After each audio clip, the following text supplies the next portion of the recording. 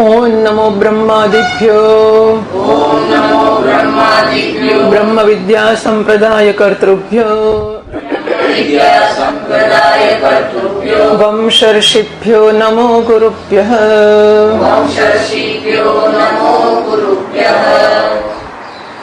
पंदरमी कंडिका वांचने सहोवाच अजातशत्रुः प्रतिलोमं च एतत् यद्ब्राह्मणः क्षत्रियम् उपेयात् ब्रह्ममेव वक्ष्यते इति ज्ञेयत्वाज्ञापयिष्यामीति तं पाणौ आदाय उत्तस्थौ तौह पुरुषं सुप्तम् आजग्मतुः तम् एतैः नामभिः आमन्त्रयाञ्चक्रे बृहन् पाण्डरवासः सोम राजन् इति स न उत्तस्थौ तं पाणिना आपेशम् बोधयाञ्चकार सह उत्तस्थौ 447 पानु पर प्राणादीनाम अनात्मत्व मुक्ता उक्त्वा स्थूल देह से तद्वक्तुम पूर्व पक्ष इति तो प्राण वगैरह अनात्मा છે એવું તો કહી દીધું. હવે સ્થૂળ દેહ અનાત્મા છે કહેવા માટે ભાષ્યકાર મહારાજે કહ્યું નनु સંગાતે વસ્તુ ભોગતા એવું રાખો ને આ સંગાત જ ભોગતા છે. પછી એના સિવાય બીજો કોઈ આત્મા છે પ્રાણ આત્મા કે ચિદાત્મા એવી કલ્પના કરવાની જરૂર શી છે? તો એના જવાબમાં કહે છે ના એ ઠીક નથી. આપેક્ષણે વિશેષ દર્શનાત જ્યારે એને ઢંઢોળવામાં આવ્યો આપેક્ષણે સતી ત્યારે જાગવા રૂપી વિશેષ દેખાયો એનામાં. જો શરીર જ આત્મા હોત તેવો વિશેષ દેખાતો હોત નહીં. યદિ પ્રાણ શરીર સંઘાત માત્ર ભોગતા સ્યાત જો પ્રાણ અને શરીરનો બનેલો સંઘાત જ માત્ર ભોગતા હોત તો સુવામાં અને જાગવામાં બંનેમાં સંઘાત તો સરખો જ છે. સંઘાત એટલે શરીર એસેમ્બલી. સંઘાત માત્ર વિશેષાત એમાં કોઈ તફાવત નથી થતો. માટે તદા આપિષ્ટસ્ય અનાપિષ્ટસ્ય ચ પ્રતિબોધે વિશેષ ન સ્યાત તો એને ઢંઢોળો કે ના ઢંઢોળો એના જાગવા બાબતમાં કોઈ તફાવત પડ્યો હોત નહીં. સંઘાત વ્યતિરેક્તે તો પુનર્ભોક્તરી જ્યારે સંઘાત સિવાયનો ભોગતા હોય તો સંઘાત સંબંધ વિશેષ અનેકત્વાત તો સંઘાત સાથેના સંબંધ વિશેષો તો અનેક હોઈ શકે છે. આથી પેષણ અપેષણ કૃત વેદનાયા સુખ દુઃખ મોહ મધ્યમ અધમ ઉત્તમ કર્મફલ ભેદ ઉપત્તેશ વિશેષા યુક્ત. જો સંઘાત સિવાયનો ચિદાત્મા જો ભોગતા હોય તો એના તાદાત્મ્યમાં ફેરફાર પડી શકે છે, તાદાત્મ્યની તીવ્રતામાં.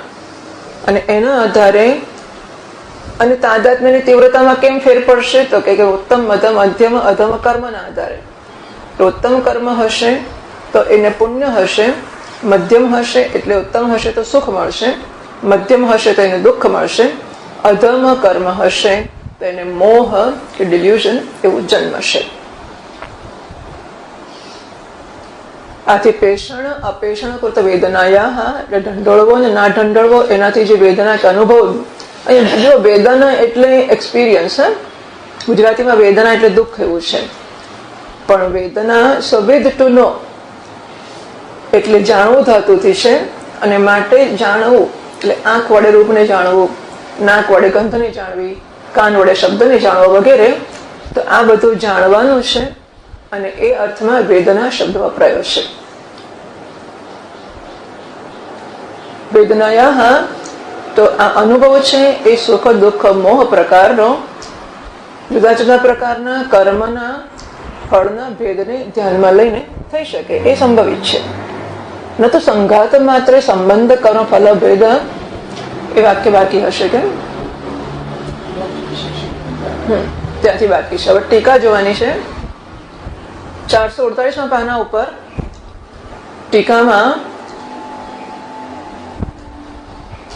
ત્વત્પક્ષેપી એ થઈ ગયું. તસ્ય સંઘાતેન સંબંધ વિશેષાઃ સ્વકર્મ આરભ્યત્વ આત્મીયત્વ સ્વપ્રાણ પરિપાલ્યત્વાદયઃ તેષામ અનેકત્વાત પેષણ અપેષણયોઃ ઇન્દ્રિય ઉદ્ભવ અભિભવ કૃત વેદનાયાઃ સ્ફુટત્વ અસ્ફુટત્વાત્મક વિશેષઃ યુક્તઃ.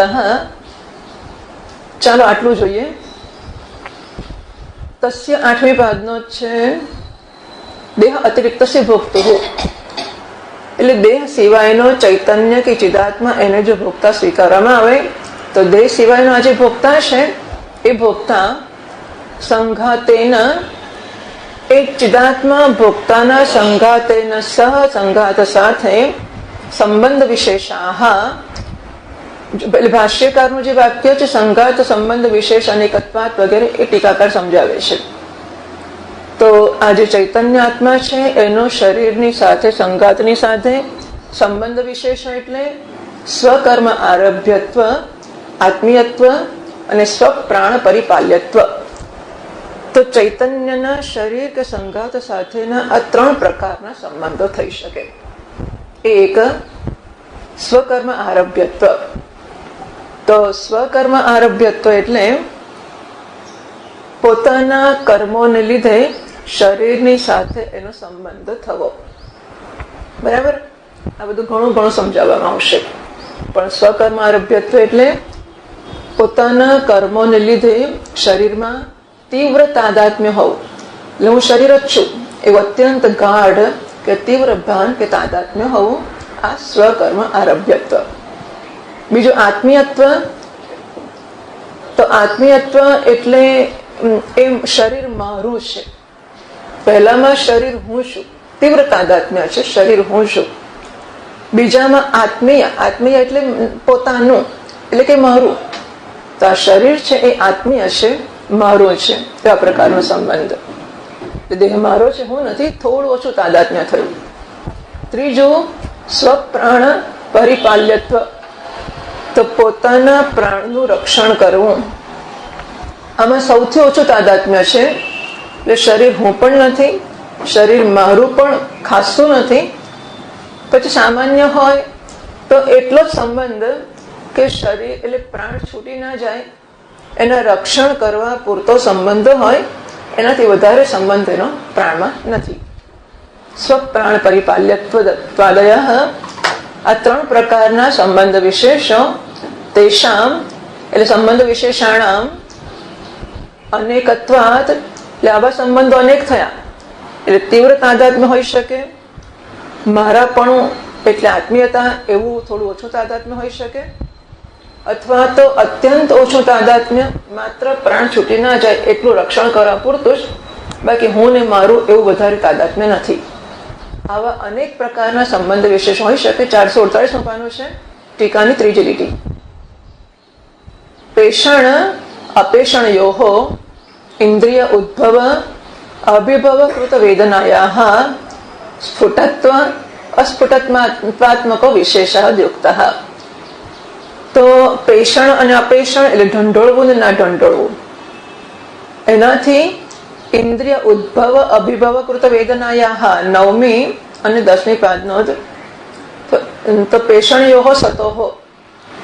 એટલે જ્યારે પેષણ કે અપેષણ કરવામાં આવે છે ત્યારે ઇન્દ્રિય ઉદ્ભવ અભિભવ કૃત વેદનાયાઃ. તો વેદનાયાઃ 10મી પાદનો સુખાદિ પ્રમાયાઃ. તો આપણને કોઈ ઢંઢોળે ત્યારે સુખ થાય કે દુઃખ થાય, આ પણ જુદું જુદું જન્મ છે. કોઈક નડકતમ વિરોધ થઈ જાય, કોઈક વાર અડકે તો સારું લાગે, કોઈ હાથ કરે તો વધારે સારું લાગે, આમ થાબડે તો વધારે સારું લાગે. તો આપણી સાથે શરીરની સાથે કોઈ વ્યવહાર કોઈ કરે છે ત્યારે એનાથી આપણામાં જે વેદન એટલે કે એક્સપિરિયન્સ, અનુભવ, સુખ દુઃખનો ખ્યાલ, પ્રમા એટલે જ્ઞાન. તો મને સુખ થયું, દુઃખ થયું, ન ગમ્યું, ગમ્યું, આ જે પ્રમાઓ જન્મે છે, જ્ઞાન જન્મે છે. પ્રમાયાઃ કે વેદનાયાઃ સ્ફુટત્વ અસ્ફુટત્વાત્મકો વિશેષઃ.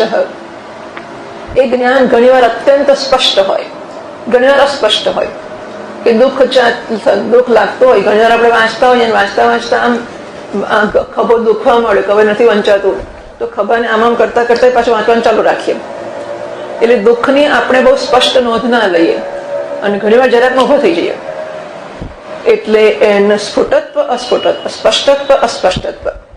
ઘણીવાર એ દુઃખનો કે સુખની જે પ્રમા કે જ્ઞાન કે અનુભવ કે વેદના હોય છે અત્યંત તીવ્ર હોય છે, ઘણીવાર અત્યંત તીવ્ર હોતી નથી. આ પ્રકારનો વિશેષ કે આ પ્રકારનો તફાવત એમાં હોવો યોગ્ય છે. કેમ એવું થયું?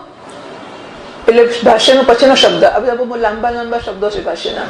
સુખ દુઃખ મોહ મધ્યમ અધમ ઉત્તમ કર્મફલ ભેદ ઉપત્યેશ્ચ, આટલો લાંબો શબ્દ છે આખો. ટીકાકાર સમજાવે છે સુખ દુઃખ મોહાનામ ઉત્તમ મધ્યમ અધમ કર્મ ફલાનામ. તો ઉત્તમ મધ્યમ અધમ કર્મ ફલાનામ સુખ દુઃખ મોહાનામ એવું થશે. એટલે ઉત્તમ કર્મ કર્યા હોય એનું ફળ છે સુખ. ઉત્તમ એટલે પુણ્ય. તો ઉત્તમ કે પુણ્ય વાળા કર્મો કર્યા હોય તો સુખ એનાથી મળે. મધ્યમ સાધારણ પુણ્ય પાપ ભેગા ભેગા કર્યા હોય તો એનાથી દુઃખ રૂપી ફળ મળે. અને અધમ એટલે પાપ જ પાપ કર્યા હોય તો પછી મોહ કે અજ્ઞાન રૂપી ફળ મળે. કર્મ ઉદ્ભવ અભિભવ કૃત વિશેષ સંભવાચ, અને કયા પ્રકારના ફળ ભોગવવા માટેના કર્મો જન્મ્યા છે. કર્મ ઉદ્ભવ એટલે કર્મનો જન્મ થવો, એટલે કર્મનું ફલોન્મુખ થવું, કર્મ ફળ આપવા તત્પર થવું. તો કયા કર્મો પોતાનું ફળ આપવા તત્પર થયા છે એના આધારે સુખ દુઃખ થશે. સુખ આપનારા કર્મોનો જન્મ થશે તો આપણને એનાથી સુખ મળશે. દુઃખ આપનારા કર્મોનો જન્મ થશે એટલે કે એ ફળ આપવાના શરૂ કરશે ત્યારે દુઃખ મળશે.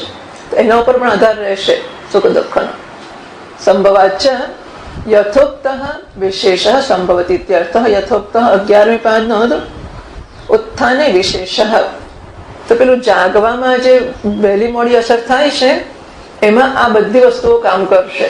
એટલે તાદાત્મ્ય કેવું છે એ પણ કામ કરશે, અને કર્મો કેવા છે ઉત્તમ મધ્યમ અધમ એ પણ કામ કરશે. ઇન્દ્રિયનો ઉદ્ભવ અનુદ્ભવ એ પણ કામ કરશે. બરાબર. આ બધાના આધારે સ્ફુટત્વ કેવો સ્પષ્ટ અનુભવ થાય છે કે અસ્પષ્ટ થાય છે, આ બધાની સમજ આની ખાસી ચર્ચા થશે.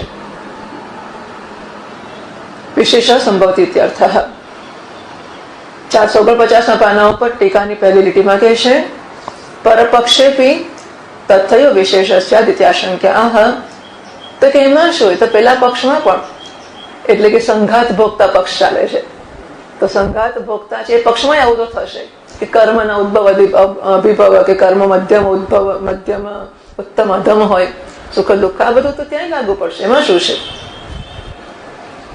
એના જો વિશેષ 8મી પાદનો ઉત્થાને, એટલે જાગવામાં જે તફાવત જોવા મળે છે એ બધું તો એ સંઘાતના પક્ષમાં પણ થઈ શકે. તો ભાષ્યકાર કહે છે નતુ સંઘાત માત્રે સંબંધ કર્મ ફલ ભેદ અનુપત્તે વિશેષ યુક્ત. તો સંઘાત માત્રે સંબંધ કર્મ ફલ ભેદ અનુપત્તે હે. માત્ર સંઘાત જ જો આત્મા હોય એવો પક્ષ તમે લો તો સંબંધ કર્મ ફલ ભેદ અનુપત્તે હે. તો સંબંધ અને કર્મ ફળ ભેદમાં કર્મ ફળમાં ભેદ સિદ્ધ થઈ શકશે નહીં. માટે વિશેષ તફાવત વહેલો જાગ્યો મોડો જાગ્યો એ તફાવત એમાં યુક્ત નહીં થાય. ટીકાકાર સમજાવે છે નહીં તત્ર 9મી પાદનો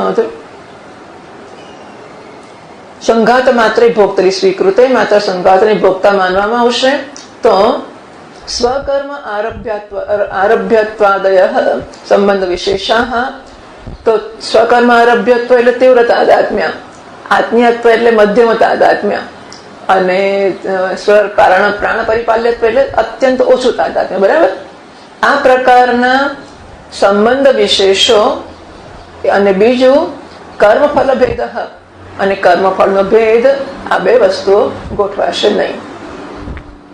સંઘાતવાદીના એટલે કે સંઘાત આત્મવાદીના અતિન્દ્રિય કર્મ અનંગીકારાત, કારણ કે સંઘાતને આત્મા માનનારો છે તે અતિન્દ્રિય એટલે ઇન્દ્રિયોથી જેને જાણી શકાય નહીં એવા કર્મનો સ્વીકાર સંઘાતાત્મવાદી કરતો નથી. આ ચાર્વાક લોકો એટલે આંખે દેખાય એ જ સાચું, તો કર્મ પણ જોવા ગયું હતું કે આ કર્મ કર્યું ને આ ફળ મળ્યું, એ તો દેખાતું છે જ નહીં ને, એટલે દેખાય તે સ્વીકારવાનું. એમના મતમાં કર્મનો સ્વીકાર નથી. એટલે કર્મ કર્યું જૂનું અને એનું ફળ મળ્યું અને પછી સુખી દુઃખી થયા એ વસ્તુનો સ્વીકાર નથી. અતિન્દ્રિય કર્મના અંગીકારાત, અને માટે કર્મ ફળના કે કર્મના વેરિએશનને લીધે એના ફળ જુદા જુદા થયા, વિવિધ થયા, અને માટે એને લીધે એના જાગવામાં વહેલું મોડું થયું એ સ્વીકારી નહીં શકાય, કારણ કે કર્મનો સ્વીકાર નથી કરતો એ. અતઃ 10મી પાદનો સંબંધ કર્મફલ ભેદ અનુપપત્તે, તો સંબંધ અને કર્મફળનો ભેદ આ બંને અનુપન્ન કે તર્ક અસંગત થાય છે. માટે સંઘાત માત્ર ભોક્તરી, તો સંઘાત માત્રને ભોગતા કહેવામાં આવે તો પ્રતિબોધે વિશેષ અસિદ્ધિ ઇત્યર્થ, તો જાગવામાં વિશેષ કે તફાવતની સિદ્ધિ થશે નહીં. હવે આગળ ક્રોડપત્ર છે, આના પછી એક લીટી વાંચવી પડશે ભાઈઓ બરો. હા, ટીકાની એક લીટી વાંચી લઈએ. શબ્દ સ્પર્શાદીનામ પટુત્વમ અતિપટુત્વમ માંદ્યમ અતિમાંદ્યમ ઇત્યેવવાદિના કૃતઃ વિશેષઃ બોધે દૃશ્યતે. તો શબ્દ સ્પર્શ વગેરેમાં 11મી પાદનો આહ્વાન શબ્દ હસ્તાદિ સ્પર્શાનામ, તો શબ્દ એટલે આપણે એને બૂમ પાડી, પાંડરવાસહ રાજન વગેરે, એ આહ્વાન એટલે બોલાવવાનો કે સંબોધન કરવાનો શબ્દ, અને સ્પર્શ એટલે હાથથી અડકીને બોલાવ્યો તે. એટલે શબ્દ અને સ્પર્શ એ બંનેનો પટુત્વમ અતિપટુત્વમ, 12મી પાદનો તીક્ષ્ણત્વમ અતિ તીક્ષ્ણત્વમ, તો થોડી ધીમેથી બૂમ પાડી અને જોરથી પાડી, થોડુંક અડક્યો વધારે અડક્યો, અથવા માંદ્યમ અતિમાંદ્યમ એટલે અલ્પત્વમ અતિ અલ્પત્વમ, થોડી બૂમ પાડી અથવા બહુ ધીમેથી બૂમ પાડી, જરાક જ અડક્યો એનાથી ઓછું અડક્યો. આ ઇત્યમાદિના કૃતઃ વિશેષઃ બોધે દૃશ્યતે. એના જાગવામાં, એટલે પહેલા તો એમ ગયો કે જો સંઘાત હોત તો એના જાગવા ના જાગવાનો ફેર ના પડે. હવે એમ કહે છે કે થોડીક બૂમ પાડી વધારે પાડી, થોડોક સ્પર્શ કર્યો વધારે કર્યો, એનાથી ફેર ના પડે જો શરીર આત્મા હોત તો. ઇત્યમાદિના કૃતઃ વિશેષઃ બોધે દૃશ્યતે, તો જાગવામાં આ બધાથી થતો તફાવત પણ જોવા મળતો હોય છે. સોપી સંઘાતવાદેન સિદ્ધ્યતે, એ પણ જો સંઘાતાત્મા હોત તો સિદ્ધ ન થયો હોત. ઇત્યાહ ભાષ્યકાર કહે છે. તથા શબ્દાદિ પટુમાંદ્યાદિકૃતશ્ચ, આ કૃતશ્ચ પછી શું થશે ખબર છે? વિશેષ યુક્ત, એ ઉપરથી ઉમેરાશે. તથા શબ્દાદિ પટુમાંદ્યાદિકૃતશ્ચ વિશેષ અયુક્ત, તો શબ્દની તીવ્રતા કે મંદ, શબ્દ આદિ એટલે સ્પર્શક, તો શબ્દ સ્પર્શ વગેરેની તીવ્રતા કે મંદતાથી થતો વિશેષ કે તફાવત છે પણ સંઘાત માત્ર આત્મા હોત તો જોવા ન મળતો હોત. હવે અહીં આપણે અત્યાર સુધીમાં એક ક્રોડપત્ર અને એક ટીકા. મને લાગે છે કે પહેલા સારું ક્રોડપત્ર જોઈ લઈએ. 447 પર ક્રોડપત્ર છે. 447 પાનું સૌથી નીચેની કાળી લીટી છે, એના પછી ક્રોડપત્ર છે. આ પેષણે વિશેષ દર્શનાર્થ, તો 447 પાના ઉપર ભાષ્યની પહેલી લીટીમાં છેલ્લા ભાગમાં એક મોટી પૂતળી છે, બરાબર. 447 પાના ઉપર ત્યાં શબ્દ છે આ પેષણે વિશેષ દર્શનાર્થ, ત્યાંથી શરૂ થાય છે. ઇત્યાદિ પછી છે તથા શબ્દાદિ પટુ માંદ્યાદિ કૃતશ્ચ, એ ભાષ્યનું છેલ્લું વાક્ય વાંચ્યું આપણે 449 ઉપર. ભાષ્યની બીજી લીટીમાં પહેલા શબ્દો તથા શબ્દાદિ પટુ માંદ્યાદિ કૃતશ્ચ, એ ત્યાં પૂરું થતું, બરાબર. એટલે આપેશ અને વિશેષ દર્શનાર્થથી શરૂ થઈને તથા શબ્દાદિ પટુ માંડ્યાદિ કૃતશ્ચ ત્યાં પૂરું થતું. इति अंतभाष्य तात्पर्य संग्रह काणी। હવે 447 પાના ઉપર ટીકા હું ક્રોડપત્ર વાંચું છું। 447 પાના ઉપર ક્રોડપત્ર इति अंतभाष्य तात्पर्य संग्रह काणी। तो આટલું જે ભાષ્ય કહ્યું એના તાત્પર્યનો સંગ્રહ કરનારા વાર્તિકો પ્રદર્શન તે એ વાર્તિકો હવે અહીં અમારા વડે દર્શાવવામાં આવે છે। આपेक्षणे विशेषस्य આ દેહસ્ય અનાત્મત્વે હેત્વંતરમ એવી ચર્ચા શરૂ થાય છે કે દેહ અનાત્મા છે એના માટેનું હવે બીજું કારણ આપે છે। આपेक्षणे વિશેષસ્ય દૃષ્ટત્વાત देह संहति न भोक्त्री सुख दुखादि फलानां स्यात् कदाचन। टीका एनी छे ए 4-5 લીટી પછી 148 થી 152 એવું લખેલું છે। इति પછી ટીકા છે।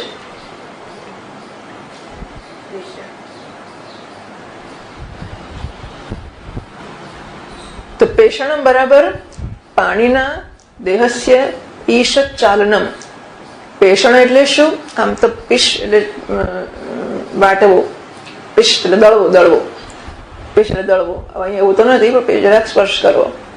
પેષણમ પાણીના દેહસ્ય ઈશત ચાલનમ, હાથ વડે શરીરને જરાક હલાવવાનો પ્રયત્ન કરવો।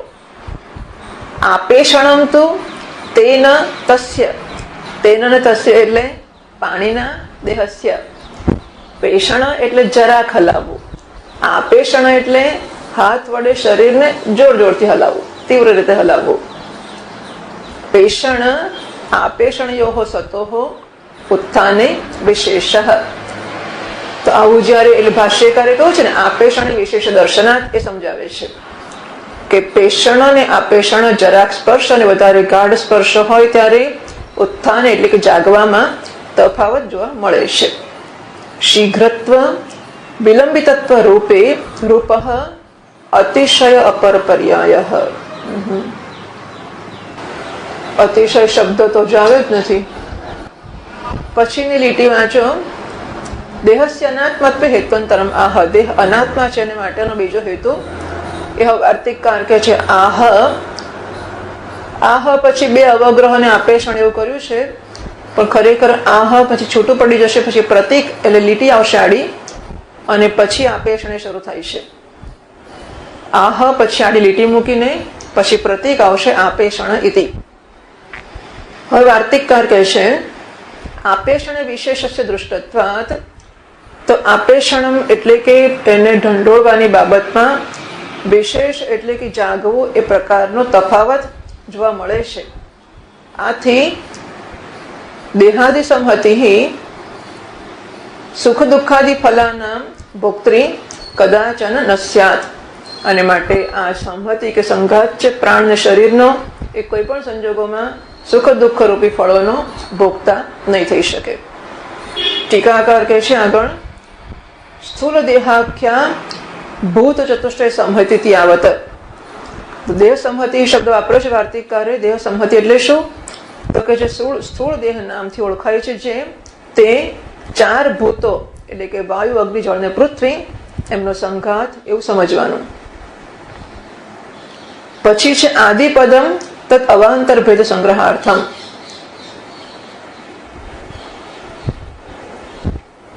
તો હાજી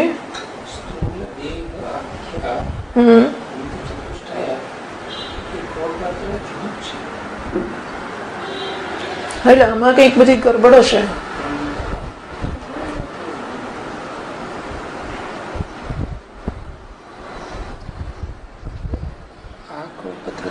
સંગાતે એનું આવે છે જ્યારે આ તમારામાં મિક્સ થઈ ગયું છે અને એકદમ વ્યતિરેક દ્વારા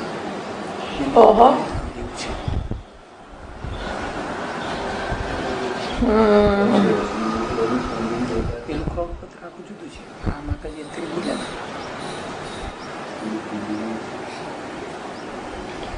ના, પણ આમાં હોય ને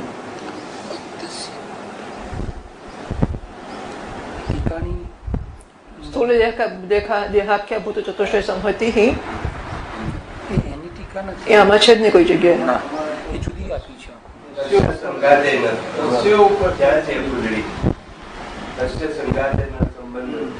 એટલે એ તો છે જ પાછળ આપણા પાનમાં, હા, પણ એ એની ટીકા નથી, વાર્તિકની ટીકા નથી એમ, પણ સંહતિ ઇટ ઇઝ સેપરેટ આખું છે.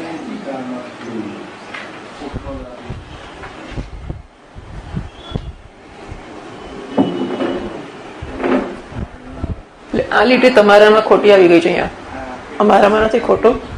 અચ્છા, આ પાછું કન્ટિન્યુએશનમાં આગળ છે. હા બરાબર, તમારું અઘરું જ છે, અક્ષર ઝીણા કરી નાખ્યા ને. એક મિનિટ, હું હમણાં જોઉં છું, તમને પછી આપું. હા, એક જ મિનિટ. એક આપેક્ષણ વિશેષ દૃષ્ટત્વા દેહ સંહતિ, તો એનો જ આ અર્થ છે સ્થૂલ દેહાખ્યા ભૂત ચતુષ્ટય સંહતિ યાવત. પછી તસ્ય સંઘાતેનો સંબંધ વિશેષાઃ, એ તો પછીના પાદ ઉપરની, પછીના પાના ઉપરની પાદનો જ છે.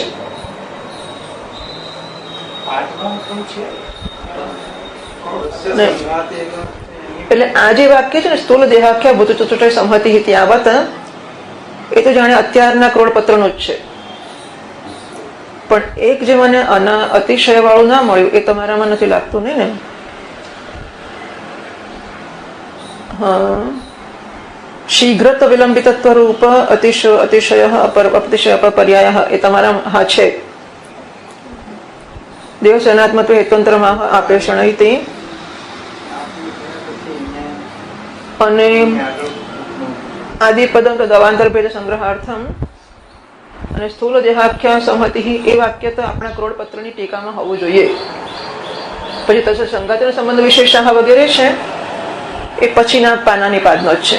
એટલે આટલી લીટી તો આપણા ક્રોડપત્રમાં આવી જશે, કારણ કે સંહતિ શબ્દ સમજાવ્યો છે ને એમણે.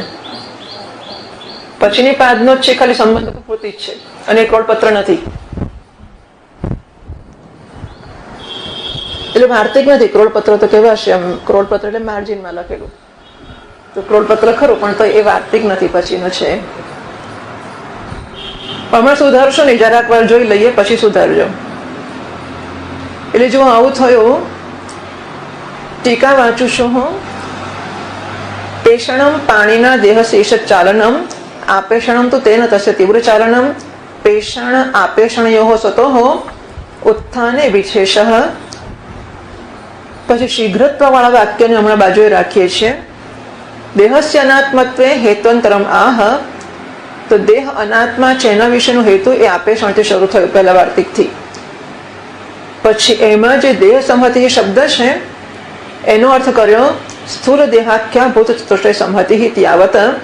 તો સંહતિ એટલે, દેહ સંહતિ એટલે સ્થૂળ દેહ નામથી જે ઓળખાય છે એવી ચાર ભૂતની સંહતિ કે સંઘાત કે એસેમ્બલી.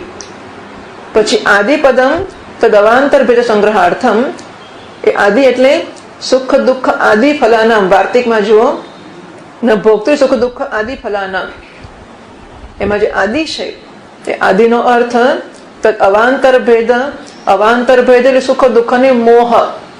એ ભાષ્યમાં કહી ગયા કે ઉત્તમ મધ્યમ અધમ કર્મોના ફળ સુખ દુઃખની મોહ છે, અને એટલા માટે આદિ શબ્દથી મોહ શબ્દનો સંગ્રહ થશે.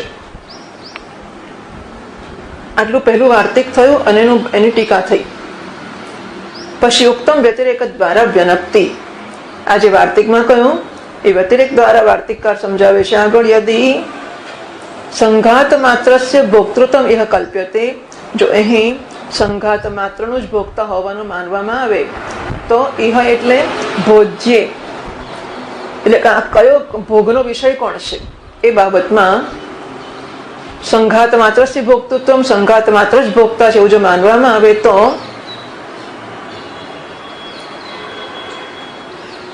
સંઘાતસ્ય અવિશિષ્ટત્વાત, સંઘાત અવિશિષ્ટ છે માટે ન અતિશીતિ ભવેત સદા.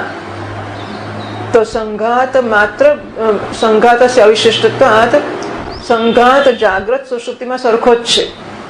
માત્ર અતિશીતિ અતિશયતા એટલે કે એક્સેલન્સ એટલે વિશેષતા એટલે તફાવત. તો જો સંઘાત માત્ર ભોગતા હોત એવું માનવામાં આવી જાય તો સંઘાત જાગ્રત સ્વપ્નમાં સરખો જ છે, અને માટે હલાવવા ના હલાવવા વગેરેથી એનામાં કોઈ ફેર પડ્યો હોત નહીં. કે પેલું અતિશય વાળી લીટી ગઈ ને ઉપલા વાર્તિકની ટીકામાં, એ અતિશયનો પર્યાય, અતિશય અપર પર્યાયા શીઘ્રત્વ વિલંબિતત્વ રૂપ વિશેષ અતિશય અપર પર્યાયા. અતિશય શબ્દ, અતિશય એટલે શું? એટલે વાર્તિકમાં જે અતિશીતિ એટલે અતિશયતા, એ જે કઈ એનો અર્થ શીઘ્રત્વ વિલંબિતત્વ, જલ્દી ઉઠવું અને મોડેથી ઉઠવું. આ તફાવત એમને કેવો છે. એટલે એ લીટી અહીંયા આવી જોઈએ મને લાગે છે. પછી ટીકા આગળ વાંચું છું. ઇહ એટલે ભોજ્ય સંઘાતસ્ય ભોક્તૃત્વે તસ્ય પેષણ અપેષણયોઃ અવિશેષાત ન ઉત્થાને વિશેષ સ્યાત. જો સંઘાત ભોગતા હોય તો તસ્ય એટલે કે સંઘાતસ્ય પેષણ અપેષણયોઃ, ઢંઢોળો કે ના ઢંઢોળો, સંઘાતને આ શરીરને કોઈ ફેર ના પડે. ઢંઢોળવા કે ના ઢંઢોળવાથી શરીરને કોઈ ફેર ના પડે. અવિશેષાત ન ઉત્થાને વિશેષ સ્યાત, તો એનાથી જાગવામાં કોઈ ફેર ના પડે જો શરીર જ આત્મા હોય તો. તસ્મિન્નપી તાભ્યામ વિશેષ લો. તો હું ફરીથી વાંચું. સંઘાતસ્ય ભોક્તૃત્વે તસ્ય પેષણ આપેષણયોઃ અવિશેષાત ઉત્થાને વિશેષ ન સ્યાત. તસ્મિન્નપી તાભ્યામ વિશેષ ન ચ સ્યાત. આ શું થશે ખબર છે? તસ્મિન એટલે સંઘાતે, દેહે અપી, તાભ્યામ એટલે પેષણ આપેષણાભ્યામ વિશેષ ન સ્યાત. શરીરમાં પણ પેષણ અને આપેષણથી ઉત્થાને વિશેષ ન સ્યાત. તસ્મિન અપી દેહે અપી વિશેષ ન સ્યાત. એટલે ઉત્થાનમાં પણ ફેર ના પડે જો શરીર આત્મા હોય તો, અને દેહમાં પણ ફેર ના પડે જો શરીર આત્મા હોય તો. તદ અભાવેપી પ્રાગ ઉત્થાને હેતુ અદૃષ્ટેહે. એવું છે તમારામાં? હેતુ અદૃષ્ટેહે, બરાબર? તો તદ અભાવેપી, તદ અભાવ એટલે પેષણ અપેષણ, એટલે ઢંઢોળો કે ના ઢંઢોળો તો પણ પ્રાગ ઉત્થાને સવાર પડે એટલે ઉઠવામાં હેતુ અદૃષ્ટેહે, એટલે અર્થ એવો છે કે અદૃષ્ટ એનો હેતુ બને છે. કે અદૃષ્ટ કે પુણ્ય છે એ સવારે એને ઉઠાડવાનો હેતુ બને છે. ઢંઢોળો કે ના ઢંઢોળો, નહીં તો ઉઠે જ નહીં સવારના પોરમાં માણસ. હવે કોઈ આવીને ઢંઢોળે તો શું થાય? પણ દરેકને કોઈ કે ઢંઢોળવો પડે, પેલાને કોઈ ઢંઢોળવો પડે તો કોઈ એક ઉઠત જ નહીં, અનવસ્થા થઈ જાય. દરેકને કોઈ ઢંઢોળે પછી ઉઠે તો પેલો કે હજુ મને ઢંઢોળનારો નથી આવ્યો એટલે નથી ઉઠે, પેલો કે હજુ મને ઢંઢોળનારો નથી આવ્યો. તો નારાયણને ઢંઢોળનારો શોધવો પડે. એટલે એના વગર ઉઠે છે માણસો. એક શેનાથી કે અદૃષ્ટથી, પુણ્યથી ઉઠે છે. પુણ્ય કે પાપ ગમે તે, હા, અદૃષ્ટથી ઉઠે છે.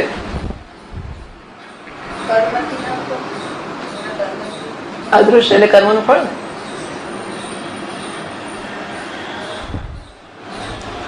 નચ પેષણજન્ય વિશેષસ્ય એવ ઉત્થાપકત્વ. તો હલાવાથી જન્મથી જે વિશેષતા છે એ જ ઉઠાડે છે એવું નથી. નિયમેન પ્રાગ ઉત્થાન પ્રાપ્તે ઇતિ ભાવઃ. નિયમપૂર્વક માણસ સવારે ઉઠતો જ હોય છે, જરા આગો પાછો ઉઠે પણ ઉઠે એ તો નક્કી જ છે. એ ટીકાકારે કહ્યું વાર્તિકમાં, યદિ સંઘાત માત્રસ્ય ભોક્તૃત્વમ ઇહ કલ્પ્યતે સંઘાતસ્ય અવિશિષ્ટત્વાત ન અતિશીતિ ભવેત સદા. તો સંઘાત જો આત્મા હોત તો સંઘાત સરખો જ છે. જાગવામાં, સુવામાં, ઢંઢોળવામાં, ના ઢંઢોળવામાં તો કોઈ પ્રકારનો તફાવત એનાથી પડ્યો હોત નહીં. પછી નીચે ટીકામાં આગળ કહે છે સદા સંઘાતસ્ય વિશેષત્વ સ્પષ્ટયતિ. હંમેશા સંઘાત એક સરખો જ છે એટલે શું એ સ્પષ્ટ કરતા વાર્તિકકાર કહે છે ઈષદિતિ ઈષત સંસ્પૃષ્ટ માત્રસ્ય બલાચ આપેષણાત તથા. તો ઈષત સંસ્પૃષ્ટ માત્રસ્ય જરાક જ સ્પર્શ કરવામાં આવ્યો અથવા તો બળપૂર્વક એને ઢંઢોળવામાં આવ્યો.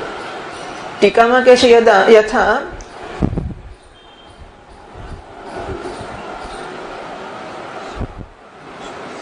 મૃદુ સ્પર્શ સ્પૃષ્ટ માત્રસ્ય, હળવા સ્પર્શથી જેને અડકવામાં જ આવ્યું છે. સંઘાતસ્ય અવિશેષ, અવિશેષ એટલે વિશેષ એટલે જાગ્યો, અવિશેષ એટલે જાગ્યો જ નહીં, બરાબર? હળવા સ્પર્શથી, હળવા હાથે જરાક સ્પર્શ જ કરવામાં આવ્યો. અવિશેષ એટલે અજાગરણ, ના જાગ્યો. તથા બલાદ આપેષણે પી તસ્ય અવિશેષાત, અને બળથી એને હલાવવામાં આવે તો પણ આ શરીર છે એને તો કોઈ ફેર નહીં જ પડે. માટે પ્રબોધે ન અતિશય સ્યાદિત્ય અર્થ. તો એના જાગવામાં શરીર આત્મા હોય તો શરીરને જરા કડકો કે જરા શરીરને હલાવો અને ઢંઢોળો, કોઈ ફેર નહીં પડે. ત્વત્પક્ષેપી કથમ પેષણ અપેષણયો ઉત્થાન વિશેષ આશંકા. પણ તારા પક્ષમાં એવું જ થશે ને, તો એને ઢંઢોળો કે ઓછો ઢંઢોળો કે જરા કડકો તો તફાવત શાથી પડશે એવી શંકા કરીને વાર્તિકકાર કહે છે દેહાદિ ભિન્ન જાતીય ભોક્તા યસ્ય ચ વાદિનઃ. એનાથી પહેલા મારામાં એક ત્યાંની ટીકાનું વાક્ય છે દેહ અતિરિક્તસ્ય આત્મત્વેપી એતદ વિશેષ અનુપત્તિ. એટલે કે દેહ સિવાયનો તમારો ચિદાત્મા આત્મા હોય તો પણ આ જે વિશેષ કે જરાક સ્પર્શ કરો કે વધારે કરો એટલે જાગે કે ના જાગે એની અનુપત્તિ તર્ક અસંગતતા. એટલે કે પેષણકૃત ઉત્થાનાદિ વિશેષ અનુપત્તિ. પેષણથી થનારા ઉત્થાન કે જાગવાની બાબતમાં જે તફાવત છે એ તર્કસંગત થતો નથી. અત્ર એટલે એ શંકાના જવાબમાં વાર્તિકનું વાક્ય છે દેહાદિ ભિન્ન જાતીય. દેહથી ભિન્ન જાતિ વાળો એટલે કે ચેતન આત્મા ચિદાત્મા એ જો આત્મા ભોગતા હોય યસ્ય ચ વાદિનઃ જે વાદીના મતે. ટીકામાં આદિપદમ તદ અવાંતર સંગ્રહ ભેદ સંગ્રહાર્થકમ. તદ એટલે સંઘાત, એના અવાંતર ભેદો એટલે શું?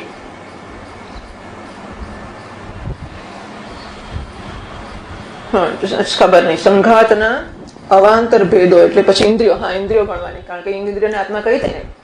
તો દેહ પ્રાણ આત્મા બધી વસ્તુઓ, દેહ પ્રાણ ઇન્દ્રિયો બધી વસ્તુઓ આત્મા નહીં થાય. પછીના વાર્તિકમાં ટીકામાં કહે છે ધર્માદિ હેતુના. એની પહેલા મારી પાસે એક વાક્ય છે ધર્મ અધર્મ વાસના સંબંધસ્ય તત્કૃત દેહ સંબંધસ્ય ચ બહુ વિષયત્વાત તદ હેતુકમ ઉત્થાનમ ચ યુક્તમ ઇત્યર્થ. તો ધર્મ અધર્મ અને વાસના એ સાથેના સંબંધો, એનાથી કરેલા દેહ સંબંધો. તો શરીર સાથે સંબંધ થવાનું કારણ તો પૂર્વના ધર્મ અધર્મ વાસના. હું 447 આ ટીકામાં તમારામાં નથી, મારામાં લખેલી છે. ધર્મ પૂર્વના ધર્મ અધર્મ વાસના વગેરે છે એના આધારે શરીર જોડે સંબંધ થતો હોય છે જીવનો. તો ધર્મ અધર્મ વાસના સંબંધસ્ય તત્કૃત દેહ સંબંધસ્ય છે. તો એમનો સંબંધ અને એનાથી જન્મતો દેહ સાથેનો સંબંધ બહુ વિષયત્વાત અનેક પ્રકારનો હોય છે. તદ હેતુકમ ઉત્થાનમ યુક્તમ. માટે એના કારણે ઉઠવાનું કે જાગવાનું થાય એ સમજી શકાય એવું છે. હવે હું આપણા પુસ્તકમાંથી વાંચું છું. ધર્માદિ હેતુના આત્મ સંબંધસ્ય પછી તત્કૃત દેહ સંબંધસ્ય એટલું ઉમેરવાનું છે. ધર્માદિ હેતુના આત્મ સંબંધસ્ય પછી તત્કૃત દેહ સંબંધસ્ય પછી આપણામાં લખેલું છે ચ બહુત્વાત તદ હેતુકમ ઉત્થાનાદિ મત પક્ષયુક્તમ ઇત્યર્થ. તો ધર્મ વગેરે હેતુઓ કે કારણોને લીધે આત્મા સાથે સંબંધ થાય છે. તત્કૃત એની સાથે એટલે બે સંબંધો થયા. એક તો આત્માનો કે ચિદાત્માનો ધર્માદિ જોડે સંબંધ થયો અને પછી ધર્મ શરીરની સાથેનો સંબંધ થયો. બરાબર છે? એટલે બે સંબંધ કયા? ધર્માદિ હેતુના આત્મ સંબંધસ્ય ધર્મ અધર્મ વગેરે કારણોનો આત્મા જોડે સંબંધ. તત્કૃત દેહ સંબંધસ્ય અને એ આત્માને ધર્મનો સંબંધ થયો માટે પછી શરીરનો સંબંધ થયો. બહુત્વાત આ અનેક પ્રકારના એટલે અનેક નાના મોટા આગા પાછા છે. તેથી તદ હેતુકમ ઉત્થાનાદિ મત પક્ષયુક્તમ. આથી એ કારણોને લીધે આ જાગે છે શરીર વાળો આત્મા, એ મારા પક્ષ યોગ્ય છે. ઉત્થાનાદિ સામંજસ્ય મેવ સાધયતે. ઉત્થાન યોગ્ય છે એ વાર્તિકકાર સિદ્ધ કરે છે. પેષણ ઇતિ.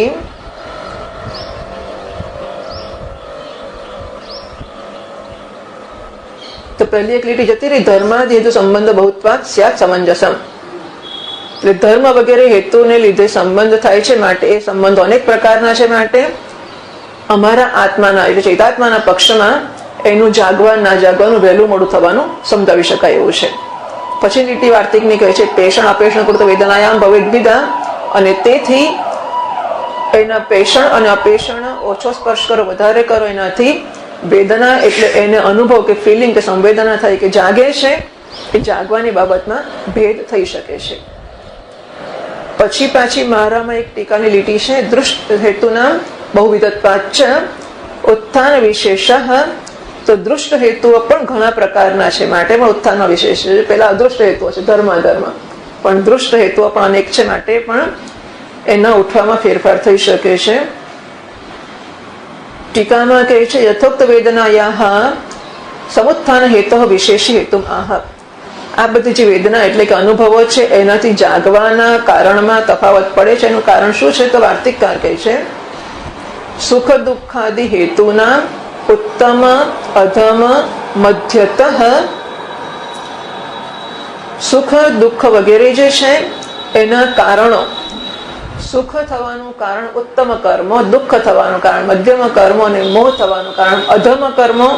તો સુખ દુઃખ થવા માટેના જે કારણો છે એ ઉત્તમ મધ્યમ અધમ એવા હોય છે. માટે ટીકાકાર કહે છે આગળ સુખમ દુઃખમ અને આદિનો અર્થ કરે છે સંબુદ્ધિ. સંબુદ્ધિ એટલે સંબોધન. તો કોઈ ઉઠાડવા આવી ગયો એ નસીબ ને આપણું કે ના આવ્યો તો ઊંઘી રહ્યા હોય, પણ ઉઠાડવા આવ્યો કોઈ કે ચલો પેલા ઘેર કંઈક થયું છે. હવે એ તો જઈ આવ્યા હોત જાતે તો ચાલત, કોઈને ઘેર કંઈક મૃત્યુ થયું, કશું થયું, આપણે ઊંઘતા હતા, આપણને ખબર નહોતી.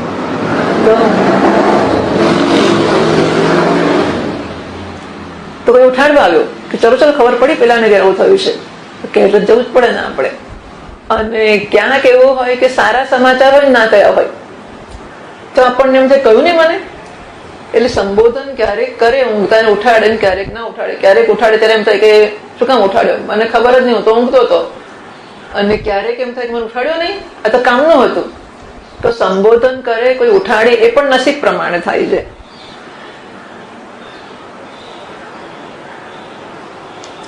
સુખમ ટીકામાં હું વાંચું છું, એટલે આપણા પાના ઉપર છેલ્લેથી ત્રીજી લીટી વાંચું છું. સુખમ દુઃખમ સંબુદ્ધિ એટલે સંબોધનમ ઇત્યાદિના સમુત્થાન હેતુના. આ બધા ઉઠાડવા માટેના હેતુ છે. હેતવ દૃષ્ટ અદૃષ્ટ રૂપા ધર્માદય. દૃષ્ટ અને અદૃષ્ટ રૂપ એટલે કે સંબોધન કરે છે એ દૃષ્ટ છે, સુખમ દુઃખમ અદૃષ્ટ છે. તો આ બધા પ્રકારના ધર્મ વગેરે જે છે તત્તારતમ્યાત એ ચડતા ઉતરતા હોઈ શકે છે. માટે વેદનાભિદા, માટે એનાથી જન્મતો જે આપણો પ્રતિભાવ છે એમાં ફેરફાર પડી શકે. ઇત્યર્થ તદ્ભેદે ફલિતમ. આ એના ભેદથી ફલિત શું થયું? તો વાર્તિકકાર કહે છે તત્પ્રબોધ વિશેષ અયમ યુક્ત એવ ભવેત તદા. અને માટે તત્પ્રબોધ એટલે આત્મપ્રબોધ, તો માણસનું જાગવાનું કે આત્માનું જાગવાનું એમાં જે તફાવત પડે છે કે જરાક સ્પર્શથી જાગ્યો, વધારેથી જાગ્યો, બોલાવાથી જાગ્યો, ઢંઢોળવાથી જાગ્યો, આ જે ફેરફારો પડ્યા એ સમજી શકાય એવા છે અમારા પક્ષના. જ્યાં આત્મા એ ચૈતન્ય કે ચિદાત્મા છે, શરીર આત્મા છે, ત્યારે આ પ્રકારના તફાવતો સમજાવી શકાતા નથી. શરીર જાગે જ છે, એને જાગતું કહેતા હોય તો, ઊંઘે જ છે ઊંઘતું કહેતા હોય તો. આ શરીરને ઘડન જાગતો કેવો, ઊંઘતો કેવો, બરાબર? ઘડો છે એમ શરીર છે. હવે જો સવાર પડે અને આપણે આવીને પ્રવચન શરૂ કરીએ પછી ઘડાનામાં જીવ આવી જાય ને, ઘડો હોય ત્યાંથી આમ આવે આમ આવે આમ આવે પછી આમ જતો રહે, તો આપણે શું કહીએ કે સવાર પડ્યું અને ચેતને એની જોડે તાદાત્મ્ય કર્યું, પછી ઉપયોગ શરૂ કર્યો, પછી ઘડો ઉઠ્યો શબ્દ વાપરવો હોય તો વપરાય. ઘડો આજે મૂકીને ગયા તો કાલ સવાર સુધી આમને આમ પડ્યો હોય તો ઘડો ઊંઘતો છે એવું કહી શકીએ કેવું હોય તો. અને સવાર પડીને આપણે આવેનો ઉપયોગ શરૂ કર્યો તો ઘડો જાગ્યો એમ કેવું હોય તો કહેવાય. બરાબર? ઘડાનો ઉપયોગ કરીએ કે ના કરીએ એના આધારે ઊંઘ્યો કે જાગ્યો કહેવાય. એમ આ શરીર એનો ઉપયોગ શરૂ કરીએ તો ઉઠ્યું કહેવાય, ઉપયોગ બંધ કરી દઈએ તો ઊંઘ્યું કહેવાય. બરાબર? શરીરને ઘડામાં શો ફેર? બરાબર? તો ઘડાને પાપ પુણ્યથી કઈ ફેર પડે? એને થોડોક ઢંઢોળ વધારે ઢંઢોળ એને કશું એ નથી, એને ક્યાં ઉઠવું છે? ઘડાને આખી રાત્રે ધરતી ના થાય ભગવાન કરીને પણ ધારો કે કશું થયું અને આ ઘડો આમામ થવા માંડ્યો તો તેથી શું? કશું નહીં, ઘડો ઉઠે નહીં. આમામ થશે ઘડો એટલે એને નહીં થાય ચલો જલ્દી બહાર જતા રહીએ કશું થયું, એને કશું નહીં થાય. પણ જો આપણે આ ઘડો ધારો કે સોનાનો હોય અને આમામ કરતો હોય અને આપણે જોયો તો આપણે લઈને જતા રહીએ તો ઘડો ઊંઘતો હતો એને જગાડી દઈએ આપણે, પણ આપણે જ એને જાગતો કે ઊંઘતો કરી શકીએ. ઘડાને કોઈ ધર્મ કે કશું ઢંઢોળવું કે ના ઢંઢોળવું અડકી શકશે નહીં. જો ઘડાને ના અડકે તો શરીરને અડકે. બરાબર? ધર્મ અધર્મ પણ શરીરને ના અડકી શકે, અને ઢંઢળવું ના ઢંઢળવું, સ્પર્શ કરવો, બૂમ પાડવી, કશું જ શરીરને અડકી શકે નહીં, કારણ કે ગળા નથી અડકી શકતું. તો પછી તમે જાગ્યા કે ઊંઘ્યા કે આનાથી ફેર ક્યાં પડ્યો? આત્માને ફેર પડે? આત્માને ફેર ના પડે. અનાત્માને ફેર પડે? એને ના પડે. તો કોને ફેર પડે? હું આની જોડે અડકું એટલે ફેર પડે. બરાબર છે? એવી રીતે ચિદાત્મા જ્યારે શરીરમાં તાદાત્મ્ય કરે ત્યારે પછી એ જે ભેગું થયું ને ચિત્ત જળ ગ્રંથિ, આ જે બન્યું એ ઊંઘે જાગે સુખી દુઃખી થાય, જે થવું હોય તે થાય. આત્માને કશું થતું નથી, શરીરને થતું નથી. આત્માનું શરીરમાં તાદાત્મ્ય થાય એના આધારે થાય. એનો અર્થ કે તાદાત્મ્ય ઓછું હોય તો ઓછી અસર થાય, વધારે હોય વધારે થાય, બહુ હોય બહુ થાય. એટલે આ બધી વસ્તુઓનો ગુનેગાર ગણવો હોય કે આરોપી ગણવો હોય કે જવાબદાર ગણવો હોય તો કોને ગણીશું? આત્માને? અનાત્માને? કોને ગણીશું? આત્માના અનાત્માના તાદાત્મ્યને. હું શરીર છું એ પ્રકારનો આગ્રહ કે પ્રાણ છું, મન છું, બુદ્ધિ છું, સુખી છું, દુઃખી છું, જે હોય તે, પણ હું કશુંક છું એ પ્રકારનો આગ્રહ જેટલો તીવ્ર હશે એટલો તીવ્ર. જેના પેલો બ્રાહ્મણ જાય છે આજકાલ કૂતરા લઈને ફરે છે, મારું બ્રાહ્મણપણામાં તાદાત્મ્ય હશે તો મને શરમ આવશે. અત્યારે કોણ બ્રાહ્મણ રહ્યા છે? હરખા છે ને બધા, સમજાવે બ્રાહ્મણે શું ના બ્રાહ્મણે શું, તો મને શરમ નહીં આવે. હું કૂતરું લઈને જતો હોય એ તો પેલા ખભાને બધે લોકો કૂતરું દોરીથી બાંધીને સાંકળ પેલા લોકો ચાલવા જાય સવારના પરમાં, તો કૂતરું રાખીને મને જયારે એમ આગ્રહ તીવ્ર હોય કે હું બ્રાહ્મણ છું, ત્યારે મને કોઈ કૂતરા લઈને કહેતો હોય ટીકા કરે મારી તો શરમ આવે. મને જયારે એવું હોય જ ના કે હું બ્રાહ્મણ છું ત્યારે શું? ફરી હવે આ વાત નીકળી એટલે જરાક મારે કહી જ દેવું જોઈએ કે તો તાદાત્મ્ય ના હોય સારું કહેવાય? શું કહેવાય? તો સારું કહેવાય. તાદાત્મ્ય શરીરમાં ના હોય સારું, કોઈ કહેતો સાંભળવું જ ના, આપણે જેમ ફાવે તેમ કે આપણને જેમ ફાવે એમ કરીએ. ફરીથી ધર્મ અને અધર્મ. અધર્મમાંથી છૂટતા સુધી તાદાત્મ્ય અનિવાર્ય છે, જરૂરનો છે. અધર્મમાંથી છૂટવા માટે વર્ણાશ્રમ છે, અધર્મથી છૂટવા માટે ધર્મ છે, અને ત્યારે હું બ્રાહ્મણ છું ને બ્રાહ્મણને યોગ્ય જીવન જીવવું ફરજિયાત છે. જ્યારે હું અધર્મથી મુક્ત થઈ ગયો છું અને મને ભૂલમાં અધર્મ કરાતો નથી, મને સૂચના આપે કે જો સાચું બોલશો નહીં અહીં બન્યું, હા ખોટું જ બોલજો. સત્યકામને કહ્યું કે બેટા જઈને તારા ગુરુજીને કે સત્યકામ ચાબાલ છું હું, બાકી મને કશી ખબર નથી. તો ગુરુજીએ પૂછ્યું શું બેટા પૂછ્યા? માને કહા પૂછ્યા. શું કહ્યું માએ? માએ કહ્યું કે જયારે લગ્ન થયું ને ત્યારે મારા સાસરામાં બહુ બધા લોકો હતા અને બહુ જણની સેવા કરતી હતી, એટલે મને ખબર નથી કે તું કોનાથી ઉત્પન્ન થયો છે, તારું કયું ગોત્ર છે, અને હું જાણતી નથી, પણ મને એટલી ખબર છે કે હું જાબાલા છું, તો સત્યકામ છે, તો જઈને તારા ગુરુજીને કે સત્યકામ જાબાલ છું હું. એટલે પેલા એ ગુરુજીને આટલું જ કહેવાનું માએ કહ્યું હતું, તું જઈને કે સત્યકામ. પેલા ગુરુજીએ પૂછી આખી કથા કહી નાખી એને. એટલે કે છે કે બ્રાહ્મણ સિવાયનો અબ્રાહ્મણનું આવું કામ ના હોઈ શકે, તું બ્રાહ્મણ છે, તને ઉપનયન કરીશ. કે આટલું સાચું બોલી શકે આવું માનું કીધેલું બધું તું બ્રાહ્મણ જ છે. બરાબર? એટલે જ્યાં સુધી આવો માણસ છે એને ધર્મ છોડવાનો વાંધો નથી, પરંતુ અધર્મમાંથી બહાર નથી નીકળ્યો ત્યાં સુધી એને તાદાત્મ્ય રાખવું જ જોઈએ. અને બ્રાહ્મણ છું, ક્ષત્રિય છું, ગૃહસ્થ છું, પિતા છું, પતિ છું, માતા છું, જે કંઈ હોય એ ધર્મનું અને નિયમોનું પાલન કરવું ફરજિયાત છે. હવે જયારે અધ્યાત્મ શાસ્ત્રનો સાધક છે અને એને માટે અધર્મ કે પાપ એટલું જ છે કે શરીરને આત્મા કહે છે, કારણ કે શરીરને બ્રાહ્મણ કહે છે, કારણ કે શરીરને હું કહે છે, એને કારણે બ્રહ્મ કહેવામાં પાછો પડે છે. એટલા માટે હવે એને બ્રાહ્મણત્વમાંથી બહાર કાઢવામાં આવે છે કે પિતાપણું જે કઈ રોલ, જે કઈક તાદાત્મ્ય છે એમાંથી. પરંતુ અધર્મમાંથી નીકળતા સુધી ધર્મનું તાદાત્મ્ય, ધર્મ માટે જરૂરી તાદાત્મ્ય અનિવાર્ય છે. બરાબર છે? એટલે કૂતરાનો દાખલો અપાઈ ગયો એટલે પછી મેં સ્પષ્ટતા કરી કે કૂતરોડીને ફરવું ને કોઈ કહીને સાંભળવાની ચિંતા ના કરવી એ વસ્તુ વાંચવી નથી, પરંતુ ધર્મના માર્ગે ચાલતા હોવું જરૂરી જ છે. પછી આપણે આ સમજીએ છીએ કે કેમ આ ધર્મ ને અધર્મ કેમ આટલો આગ્રહ છે. તો સમજીએ કે તાદાત્મ્ય જ આ બધાનું કારણ છે, એ સિવાયનું કશું જ કારણ નથી. ભ્રાંતિજન્યમ તાદાત્મ્યમ, સહજ તાદાત્મ્ય, કર્મજ તાદાત્મ્ય અને ભ્રાંતિજન્યમ તાદાત્મ્યમ, એને હું માનવા, હું શું, એ જવાબદાર છે. એટલે વાર્તિકકારે કહ્યું ધર્માદિ હેતુ સનયમ તત્પ્રબોધ વિશેષ અયમ યુક્ત એવ ભવેત. તથા તો જાગવાની બાબતમાં જે તફાવત પડે છે એ સમજી શકાય એવો છે. હવે પછીના પાના ઉપર 448ના પાના ઉપર ટીકાની બીજી લીટી હતી તસ્ય સંઘાતેન સંબંધ વિશેષાઃ સ્વકર્મ આરભ્યત્વ આત્મીયત્વ સ્વપ્રાણ પરિપાલ્યત્વાદયઃ. આના વિશે પાદનોટ છે.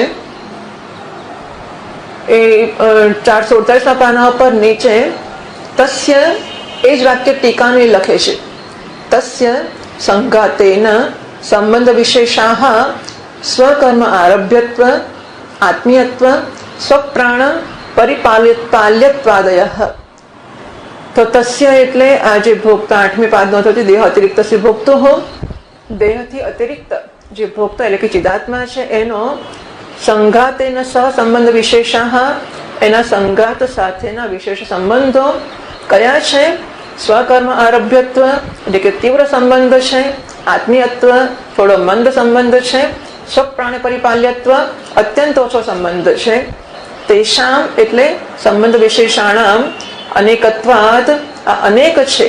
આથી પેષણ અપેષણયોહો, પેષણ અને અપેષણ કે પેષણ અને આપેષણ ઇન્દ્રિય ઉદ્ભવ અભિભવ કૃત વેદનાયાઃ સ્ફુટત્વાદ સ્ફુટત્વ અસ્ફુટત્વાત્મક વિશેષ યુક્ત. આખું ટીકાનું વાક્ય આવ્યું, આખું વાક્ય ટીકાનું છે. પછી ચાલુ છે હજુ સુખ દુઃખ મોહાના ઉત્તમ મધ્યમ અધમ કર્મ ફલાનામ કર્મ ઉદ્ભવ અભિભવ કૃત વિશેષ સંભવાચ યથોક્ત વિશેષ સંભવતી ઇત્યર્થ. એ પછીનું વાક્ય ટીકાનું એ પણ કહેવામાં આવ્યું.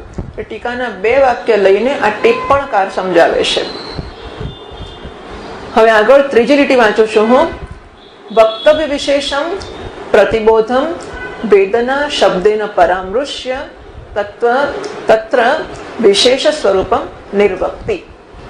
વક્તવ્ય વિશેષમ એટલે વક્તવ્ય એટલે what is to be said, જે કહેવામાં આવવાનું છે તે. વક્તવ્ય વિશેષમ તો જે વિશેષ રૂપથી કહેવાનું છે તે પ્રતિબોધમ. તો વક્તવ્ય વિશેષ શું છે? પ્રતિબોધ. એટલે જે વિશેષ રૂપથી કહેવાનું છે એવો જે પ્રતિબોધ છે તે વેદના શબ્દના પરામૃશ્ય, તો વેદના શબ્દથી અહીં પ્રતિબોધનો પરામર્શ છે. એટલે વેદનામાં વિશેષ થાય છે એવું જે કહે છે તે પ્રતિબોધમાં એટલે કે જાગવામાં વિશેષની વાત કરે છે. તત્ર વિશેષ સ્વરૂપમ નિર્વક્તિ, એમાં વિશેષ સ્વરૂપને કથન કરે છે. સ્ફુટત્વ ઇતિ, તો સ્ફુટત્વ અને અસ્ફુટત્વ, સ્ફુટત્વ સ્ફુટત્વાત્મક વિશેષ યુક્ત. આગળ ટીકાકાર કહે છે એક રૂપ આશ્રયે યુગપત. એટલે જો આ આખો મોટા જે સમસ્ત પદો કમ્પાઉન્ડ વર્ડ છે એના કટકા લઈને પછી ટીકાકાર સરસ, આ ટિપ્પણકાર સરસ સમજાવે છે. એટલે વિશેષ યુક્ત, આ છેલ્લા શબ્દો, એટલે આ પહેલું આખું વાક્ય આ છે. થશે સંઘાતેથી શરૂ કરીને વિશેષ યુક્ત, આ એક વાક્ય થયું, બરાબર.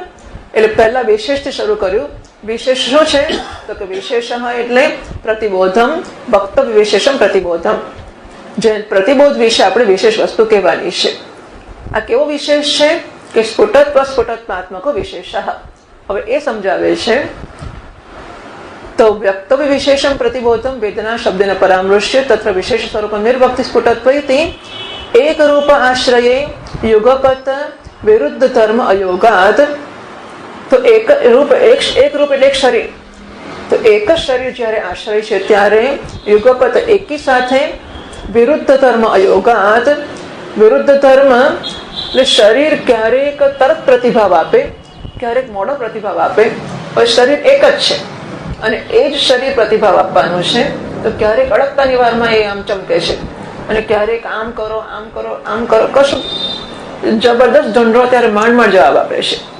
તો એક જ શરીર રૂપી આશ્રય છે ત્યારે યુગપત એકી સાથે વિરુદ્ધ વેદનાઓ, વિરુદ્ધ ધર્મ અયોગાત, એ વિરુદ્ધ ધર્મો દાખવે કે બતાવે, એનાથી વેદના વિષિનષ્ટિ, એનાથી જે વેદના કે જાગવાની ક્રિયા થાય છે, વેદના બધે પ્રતિબોધ અર્થમાં છે. અહીંયા વિષિનષ્ટિ એનાથી જે તફાવત પડે છે એ બતાવે છે. એટલે પછીનો એને આગલા શબ્દો હતા ઇન્દ્રિય ઉદ્ભવ અભિભવ કૃત વેદનાયા. બરાબર? એટલે સ્ફુટત્વ વિશેષયુક્ત, એને પહેલાનો વર્ડ કમ્પાઉન્ડ વર્ડ કે સમસ્ત પદ છે ઇન્દ્રિય ઉદ્ભવ અભિભવ કૃત વેદનાયા. તો એ સમજાવ્યું ટીકાકાર ટિપ્પણકારે. ઇન્દ્રિય ઉદ્ભવ કાલીના વેદના સ્ફુટા, ઇન્દ્રિયો જયારે ઉદ્ભવ થયેલો હોય ત્યારે જે વેદના કે અનુભવ છે, જાગરણ જાગવાપણું છે, સ્પષ્ટ છે. તદ અભિભવ કાલીના, એનો જયારે એ પણ સમજાવવાના છે. પછી લીટી જુઓ, ઇતિ વેદનાયા ઉક્ત વિશેષ યોગ્યતા ઉક્તા. ઇન્દ્રિય ઉદ્ભવ અભિભવ એટલે શું? સ્વવિષય ગ્રહે પટુત્વ માનવ્યે. ઇન્દ્રિય ઉદ્ભવ એટલે પોતાના વિષયનું ગ્રહણ કરવામાં પટુતા હોવી, કુશળતા હોવી, તીવ્રતા હોવી, ઝડપ હોવી, શીઘ્રતા હોવી. જ્યારે ઇન્દ્રિયનો ઉદ્ભવ એટલે પોતાના વિષયનું ગ્રહણ કરવામાં મંદતા હોવી, ધીમાપણું હોવું, જરા મોડા કરવું, વિલંબ થવો, એવું. એટલે આ ઉદ્ભવ અને અભિભવ જે ઇન્દ્રિયનો થાય છે એને કારણે જ્યારે ઇન્દ્રિયનો ઉદ્ભવ થયેલો હોય ત્યારે જાગવાનું સ્ફુટ કે સ્પષ્ટ હોય છે. ઇન્દ્રિયનો જ્યારે અભિભવ થયેલો હોય ત્યારે જાગવાનું અસ્પષ્ટ હોય છે. બરાબર? પટુ તો માંદીએ પછી પૂર્ણ વિરામ કરી દેવા, એક દંડ કરી દઈએ. પછી ભોક્તૃ અદૃષ્ટ હેતુ કે વેદના વિષયમ દર્શયતી.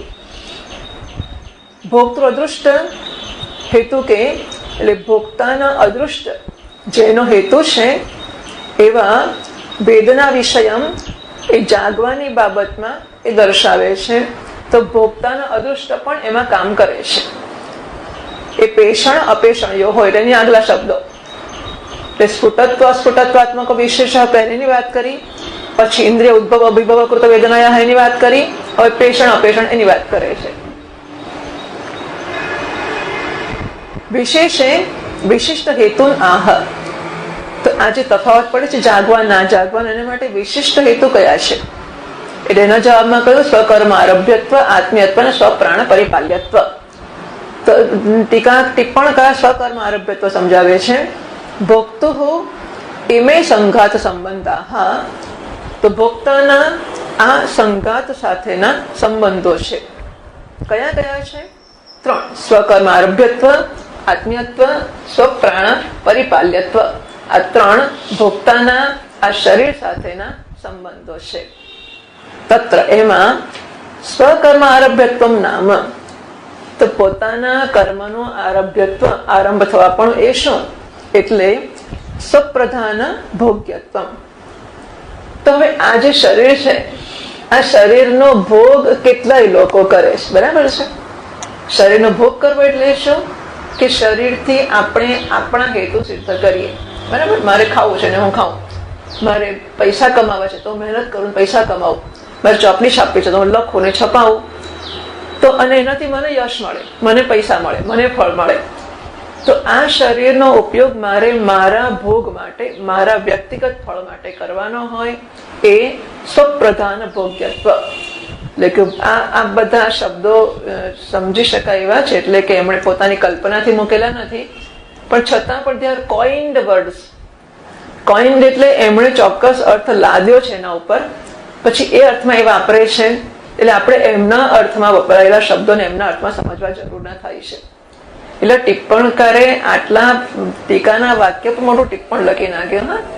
સ્વકર્મ આરભ્યત્વ એટલે શું? સ્વપ્રધાન ભોગ્યત્વ. તો આ શરીરનો ઉપયોગ આપણે જ કરીએ, આપણા માટે જ થતો હોય એ એનો અર્થ થાય. કેમ એવો અર્થ કર્યો? આગળ કહે છે એકસ્યૈવ સંઘાતસ્ય અનેક ભોગ્યત્વેન અનેક ભોક્તૃકર્મ આરભ્યત્વ વિવૃતમ અધસ્તાત અવિદ્યા સૂત્રે.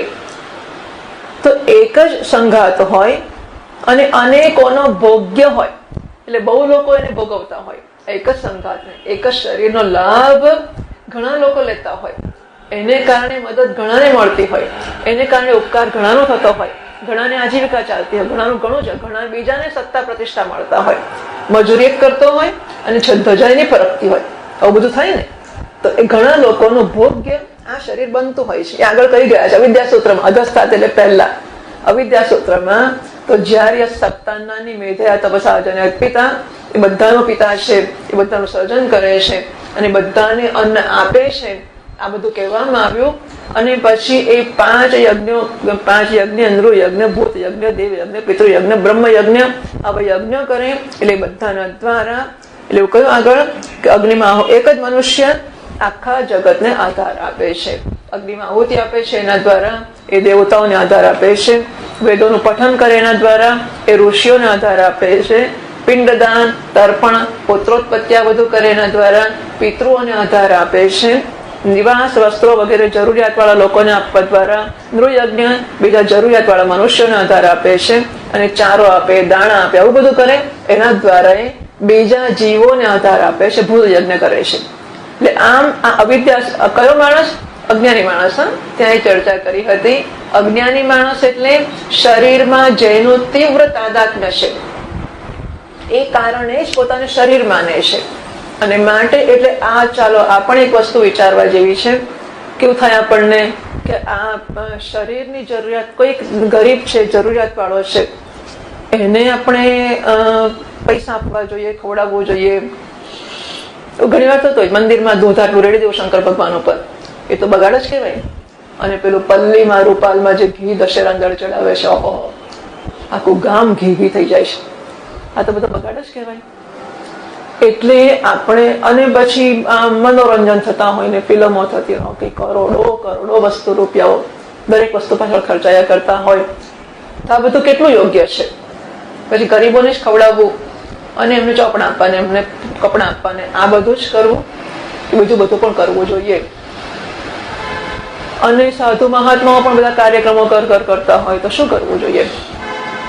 એવો પૈસા બગાડ્યા કહેવાય કે ના કહેવાય? કે એને બદલે બધી વસ્તુઓ ગરીબોને જ પહોંચાડી દેવી જોઈએ કે ના પહોંચાડી દેવી જોઈએ? બરાબર, આવી ચિંતા આપણને થાય અને સમજી શકાય એવી કન્સર્ન છે. કન્સર્ન એટલે એવી એક ચિંતા, એક દરકાર. તો વ્યક્તિત્વને એક ફિઝિકલ પર્સનાલિટી, ભૌતિક વ્યક્તિત્વ છે. બીજું ઇમોશનલ પર્સનાલિટી એટલે ભાવનાશીલ વ્યક્તિત્વ છે. ત્રીજું ઇન્ટેલેક્ચ્યુઅલ પર્સનાલિટી, બૌદ્ધિક વ્યક્તિત્વ. અને સ્પિરિચ્યુઅલ પર્સનાલિટી, આધ્યાત્મિક વ્યક્તિત્વ. આ 4 પાસા છે. મને સૌથી પહેલા અન્ન વસ્ત્ર અને રહેઠાણ જોઈએ છે. એ ના મળે ત્યાં સુધી હું કશું ના જ કરી શકું. કે ચલ વેદાંત ભણવા, અને રોટલો નથી મળતો, વેદાંત ક્યાંથી ભણે? એટલે પહેલા તમારે રોટલો જ જોઈએ. તો અન્ન વસ્ત્ર અને રહેઠાણની જરૂરિયાત પહેલામાં પહેલી, મૂળમાં મૂળ જરૂરિયાત છે. ખાવા પીવાનું આપણને તો મળી જ ગયું છે, પછી આપણે બેસી જ ગયા હોત ને ખાઈ પીને, બીજું કંઈ કરીએ કે ના કરીએ? એકલા મજા નથી આવતી નહીં? પેલો કેવો સુખી હતો તો લગ્ન કર્યું એને. એકલો અને એકલી બંને મજા, બંને અત્યંત પ્રસન્ન હતા. ફાવે ત્યારે આવવું, ફાવે ત્યારે જવું, ઘરમાં સિગરેટો પીવી, આમ તેમ ધુમાડા કાઢવા, પેલા ઠૂંઠા નાખવા, કોઈ કશું બોલે જ નહીં, બધું જ ચાલે. તે લગ્ન કર્યું એને. દાળ ચોખાના ભાવની ખબર નહીં, મેસમાં હોય પેલી હોસ્ટેલમાં જઈને જમી લીધું, છૂટા થઈ ગયા, બસ કશી ચિંતા જ નહોતી. તો એને બધા લગ્ન કર્યું. હવે બાબુ આટે દાલ કા ભાવ માલુમ પડ જાયગા, આવું લગ્ન કરશે એટલે દાળ ચોખાના ભાવની ખબર પડી ગઈ. સમયસર ઘેર પહોંચવું પડે, મોડું થશે તો પેલી માયાદેવી થાળી હું ફેંકશે કહે છે. એટલે કે નહીં તો વાંધો નહીં, 12 વાગે લેબમાં સિગરેટ પીધા કરો, કોઈ પૂછતું ના, આખી રાત કાઢી નાખો લેબમાં, કોઈ પૂછે નહીં. લગ્ન થઈ ગયું પછી ના ચાલે. છોકરી નિરાંતે ફરતી હતી તો લગ્ન કરી નાખ્યું. કેમ મને લગ્ન કર્યું? મનના કે ભાવનાના સ્તરની જરૂરિયાત, શરીરના સ્તરની જરૂરિયાતનો ભોગ આપીને પણ માણસ લાગણીના કે ભાવનાના સ્તરને માટે કામ કરતો હોય છે. આપણે જોયું જ છે. કોઈને પ્રેમ કરવા માટે, કોઈને કંઈક આપણે કરવું હોય, આપણને આમ પેલા 2 જણા ઉભા હોય રસ્તા પર સ્કૂટર લઈને, તો થાક જ નહીં લાગતો, ઉભો ને ઉભો જ હોય, બેઠી જ હોય, જે કરતા કર્યા જ કરે. સમજ્યા? તો એના પછીના સ્તર માટે આગલી વસ્તુનો ભોગ અપાતો હોય છે. પણ આ પણ વ્યક્તિત્વ છે. અને માત્ર ખાવાનું આપીએ અને આનંદ કે ભોગ ન આપીએ તો માણસ જીવી શકતો નથી. એ ભૂખ છે, એની ભૂખ છે. ત્રીજું વ્યક્તિત્વ, એને પ્રશંસા જોઈએ છે, પ્રતિષ્ઠા જોઈએ છે, સિદ્ધિ જોઈએ છે, નામના જોઈએ છે. તમે ફૂલનો હાર બનાવો ને, પણ પછી તમારે શું કામ કે પહેરાવવા હું જઉં પણ ત્યાં, કે હું ના પહેરાવું, મારે પહેરાવવો છે. શેના માટે? મારે વટ તો પડી તો, અને એ જરૂરિયાત છે. અને તને ખાવાનું મળ્યું, તને કંપની મળી, પ્રેમ મળ્યો, ટીવી આપ્યું, ઘરમાં ચેનલો લઈ આપી, જોયા કર ટીવી. હવે તારે કોઈની શી જરૂર છે? તારે વટ પડવાની શી જરૂર છે? માઉન્ટેનિયરિંગની શી જરૂર છે? પ્રધાન થવાની શી જરૂર છે? શેના માટે આ બધું કરવાનું? બૌદ્ધિક વ્યક્તિત્વ છે, એને પણ સંતોષ, આ વ્યક્તિત્વના પાસા જ છે. જેમ ખાધા વગર ના ચાલે, એમ પ્રેમ વગર ના જ ચાલે, મૂળભૂત જરૂરિયાત છે. એમ જ્ઞાન વગર પણ ના ચાલે, મૂળભૂત જરૂરિયાત છે. જ્ઞાન એટલે સત્તા, પ્રતિષ્ઠા, નામના, સિદ્ધિઓ, બધું જ. વટ પાડવો ને વટ મારવો એ ખરો, આ બધી વસ્તુઓ આ પણ જરૂરિયાત છે. અને એના પછી બધા મોટા ભાગના પેલા શરીર વાળામાં 50-75%, 60-70% નીકળી ગયા શરીરની જરૂરિયાત વાળા. પછી 5-25% રહેશે મનની જરૂરિયાત વાળા, 2-4% કદાચ બુદ્ધિની જરૂરિયાત વાળા, પણ 1% કે અડધો ટકો કે 5% નીકળશે. આ બધા પછી પણ ના વોટ શેલ આઈ ડુ.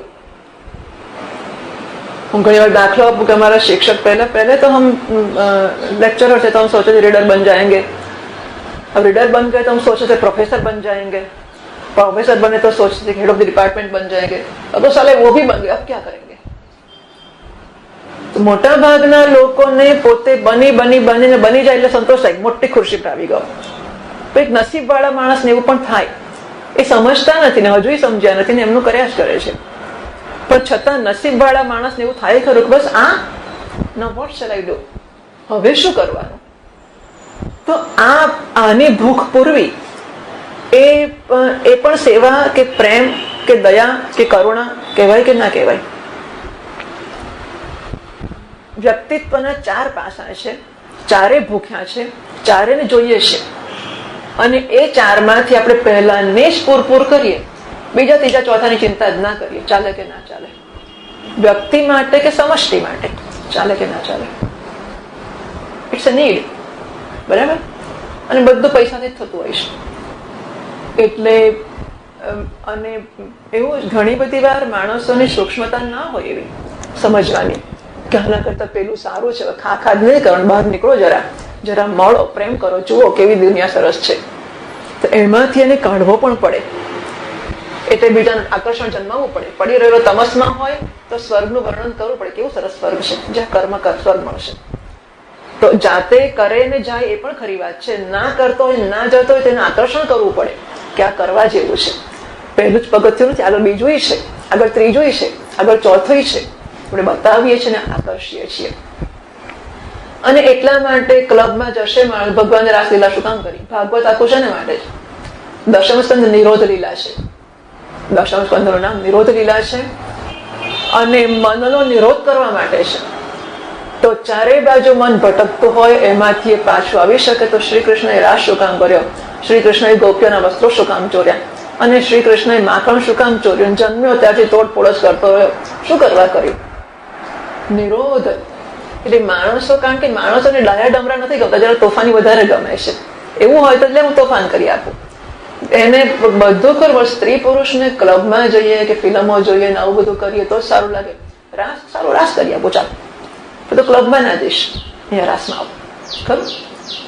આ બધી વસ્તુઓ હોય છે. These are also needs. અને બધી જરૂરિયાતો હોય છે.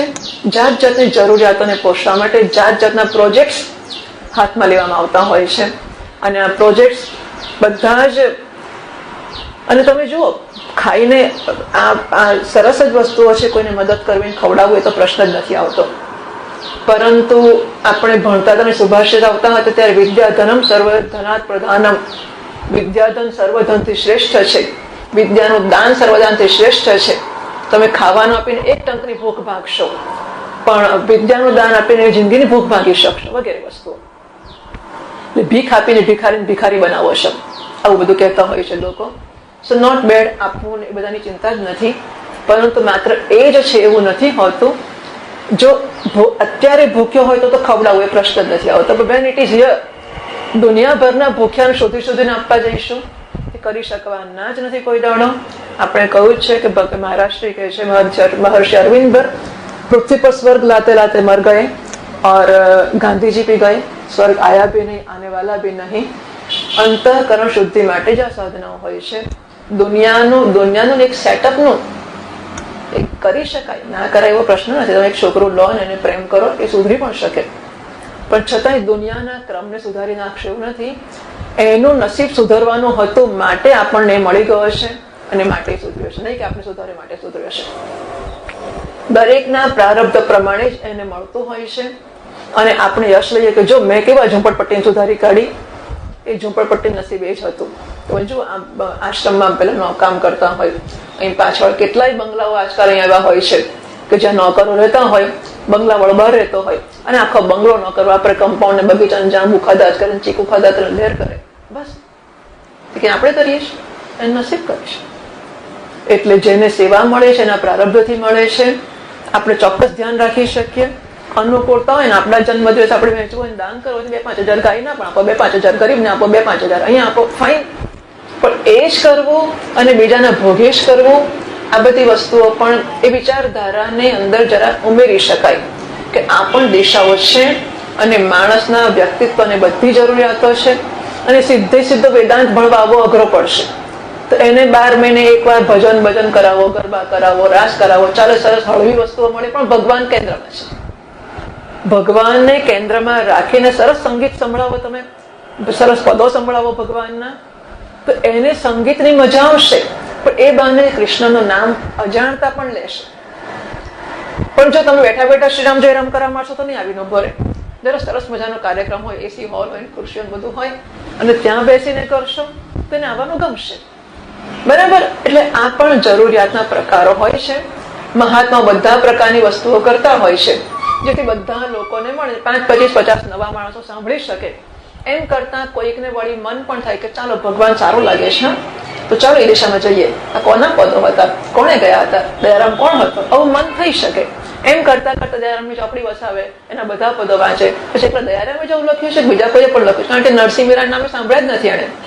માનો કે આવો માણસ છે, પછી નરસિંહના પદો લેશે, મીરાના લેશે. પછી આપણે એ કાર્યક્રમ રાખીએ તો કેવું, નરસિંહ મહેતાના પદો, મીરાબાઈના પદો, બરાબર, વગેરે વગેરે. સો થિંગ્સ આર ઓલવેઝ ફાઇન.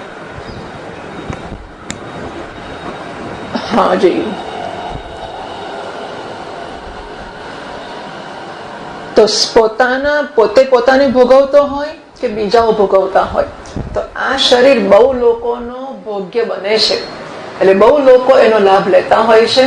તો બીજા લોકોના પુણ્યો પાક્યા હોય ત્યારે આ બીજા લોકોની સેવા કરતો હોય. પોતાના પુણ્ય પાક્યા હોય પોતાને ભોગવવા માટે, ત્યારે પોતાને માટે કર્મ કરતો હોય. બરાબર?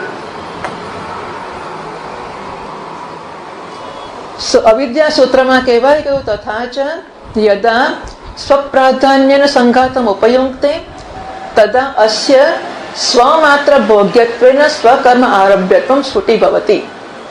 એટલે જ્યારે એ પોતાના પ્રાધાન્યથી જ સંઘાતનો ઉપયોગ કરે છે, પોતાના ખાવા માટે, પોતાના કમાવા માટે, પોતાની વસ્તુઓ માટે, એને માટે જ્યારે ઉપયોગ કરે છે, ત્યારે એના પોતાના કર્મો પોતાને ભોગવવા માટેના છે, એ ફલોન્મુખ થયા છે. પછી શું છે ભાઈ તમારામાં?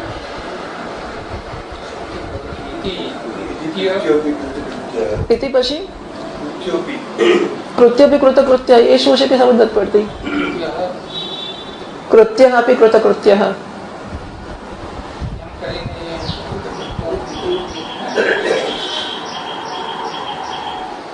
એ કઈક વસ્તુ છે વચ્ચે આપણને ખબર નથી.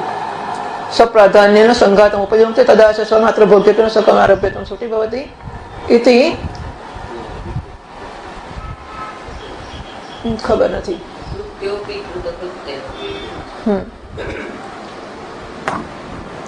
પછી યથાશ્રુતે તો આરબ્ધત્વાત એવ, આરભ્ય એમણે મૂળ શબ્દ કયો છે સ્વકર્મ આરભ્યત્વ, એટલે પોતાના કર્મથી આરંભ થવા પણ આ મૂળ શબ્દ છે. એનો અર્થ એમણે એવો કર્યો કે એના કર્મો પોતાના હિતમાં વપરાય એ પ્રકારના પુણ્ય જાગ્યા હોય તો એ રીતે કર્મ કરશે, બીજાઓના પુણ્ય જાગ્યા હોય તેમને માટે કર્મ કરશે. એટલે કે ચોક્કસ એક સમયે એક કર્મનું જાગવું, એવો અર્થ એમણે કર્યો સ્વકર્મ આરભ્યત્વનો. ખરેખર એનો અર્થ એવો થાય કે માણસ આ શરીરમાં આવ્યો તે જ કર્મથી શરૂ થયું છે, તેવો અર્થ કેમ ના કરે? એટલે ટિપ્પણકાર કહે છે યથાશ્રુતે તો એ સ્વકર્મ આરભ્યત્વ પદ જે છે એનો અર્થ જેવો મૂળ છે એવો જ લઈએ તો આરબ્ધત્વાત એવ, તો આ શરીર તો જીવને એના કર્મોથી મળી જ ચૂક્યું છે, પછી કહેવાની જરૂર ક્યાં રહી? અસ્વારસિકી ભૂયાત આરભ્યત્વોક્તિ અસ્વારસિકી ભૂયાત, તો આરબ્ધત્વાત એવ એટલે કર્મથી મળેલા શરીરના આરંભની વાત કરતા હોય તો આરબ્ધ થઈ જ ચૂક્યો છે, માટે હવે એ કહેવો અસ્વારસિકી એ અસંગત બની જાય છે. ભૂયાત યથોક્તિ પુનઃ, જ્યારે અમે જે અર્થ કર્યો એવો અર્થ કરીએ તો તત્ત ભોગ વિશિષ્ટસ્ય તત્ત કાલમ એવા આરભ્યમાણત્વાત, તો તે વિશેષ ભોગ છે તે સમયે જ આરંભ પામ્યો છે, માટે આરભ્યત્વ, તો એને આરભ્ય સ્વકર્મ આરભ્યત્વ એવું કહી શકાશે. એટલે કે સ્વકર્મ આરભ્યત્વ શરીર જન્મે તેના સંદર્ભમાં નથી કહેતા, પણ તે સમયે તે ભોગ મળે છે એના સંદર્ભમાં કહે છે. તથા ચ નિરુક્ત સંબંધ અવસરે મનાક સ્પૃષ્ટ અપી તૂર્ણમ સ્ફુટમ એવ વેદયતે. અને નિરુક્ત સંબંધ એટલે સ્વકર્મ આરભ્યત્વ સંબંધ એટલે કે તીવ્ર તાદાત્મ્ય.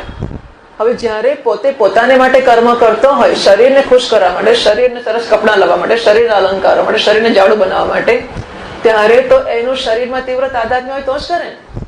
શરીર હું છું એવો તીવ્ર ખ્યાલ હોય તો એ શરીરને સારું કરવા, શરીરની અનુકૂળતા, શરીરના કપડાં વગેરેને માટે કર્મ કરશે. તો ત્યારે તીવ્ર તાદાત્મ્ય સ્વકર્મ આરભ્યત્વનો અર્થ કર્યો તીવ્ર તાદાત્મ્ય. કેમ એવો કર્યો?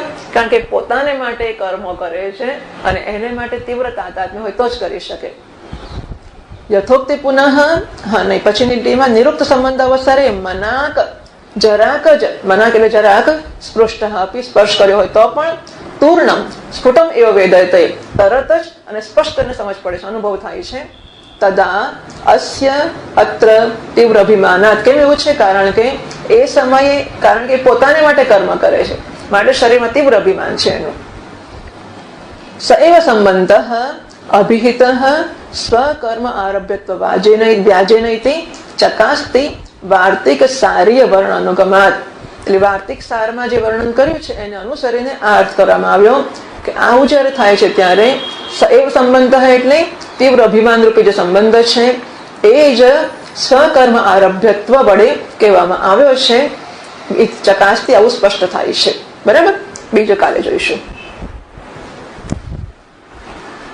ઓમ પૂર્ણમદ પૂર્ણમિદં પૂર્ણાત પૂર્ણમુદચ્યતે પૂર્ણસ્ય પૂર્ણમાદાય પૂર્ણમેવાવશિષ્યતે.